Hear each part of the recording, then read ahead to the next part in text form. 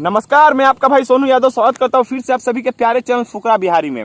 और अभी आप लोगों को एक न्यूज़ बहुत ही देखने को मिल रहा होगा खेसारी लाल यादव के पुराने टीम मेंबर का, जैसे कि शंभू बाबा हो गए, गजेंद्र शर्मा पियक्कर हो गए, सुबोध अकेला हो गए, और भी तमाम ऐसे खेसारी लाल यादव के पुराने टीम मेंबर्स थे जो खेसारी लाल को उस दौर में, जिस दौर में खेसारी लाल यादव को छकवा और हिजड़ा कहा जाता था, उस दौर में खेसारी लाल यादव को सपोर्ट किया।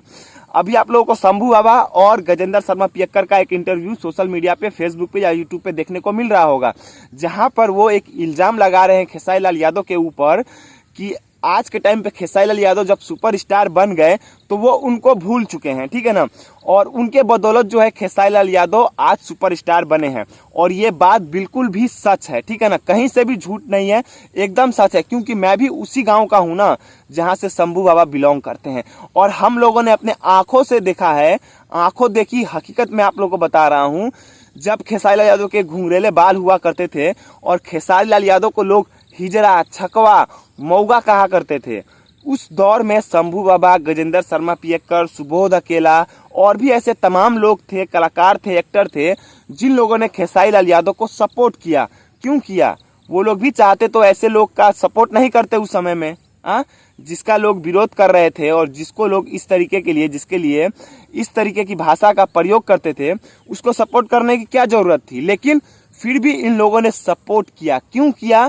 ताकि उनके टीम मेंबर से अगर कोई एक भी कलाकार अगर उभरता है, आगे बढ़ता है, तो उनके बुढ़ापे का सहारा बनेगा। लेकिन खेसारी लाल यादव ने क्या किया? सबको भूल गए।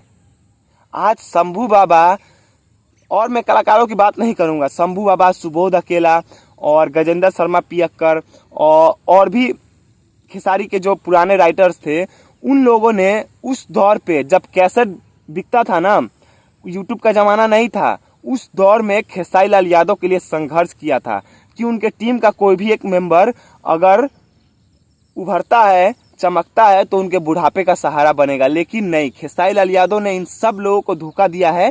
ये बात बिल्कुल सच है। खेसारी लाल यादव ना पैसों के मामले में ना मतलब अंधे हो चुके हैं, ठीक है ना, पैसों के भूखे हो चुके हैं। वो सिर्फ अपना फायदा देखते हैं। और ये जो भी 2 कौड़ी के तमाम यूट्यूबर्स है ना, जो हर समय खेसारी लाल यादव का गुणगान करते हैं, खेसारी भैया ने ऐसा कर दिया, खेसारी भैया ने ये कर दिया, वो कर दिया, सब के सब चूतिए हैं, ठीक है ना। इनसे अपडेट लेने के लिए फ़ोन करोगे ना तो फ़ोन तो उठाया जाएगा, लेकिन यही कभी 1.5-2 लाख रुपया मांग के देख लेना अपने खेसारी भैया से, तुम्हारे खेसारी भैया का औकात पता चल जाएगा। फ़ोन नहीं उठाया जाएगा तुम्हारा। तो ये खेसारी के नाम पे ना लड़ना झगड़ना बंद कर दो। हाँ, अच्छा काम कर रहे हैं, भोजपुरी के लिए काम कर रहे हैं, तो उनको उस हिसाब से सपोर्ट करो। लेकिन जहाँ पर गलत कर रहे हैं ना, वहाँ पर उनको रेलना भी ज़रूरी है, ठीक है ना, उनको असली औकात भी दिखानी ज़रूरी है। आज शंभू बाबा या फिर उनके तमाम जो भी पुराने कलाकार थे ना, उनका मदद खेसारी लाल यादव को करना चाहिए था।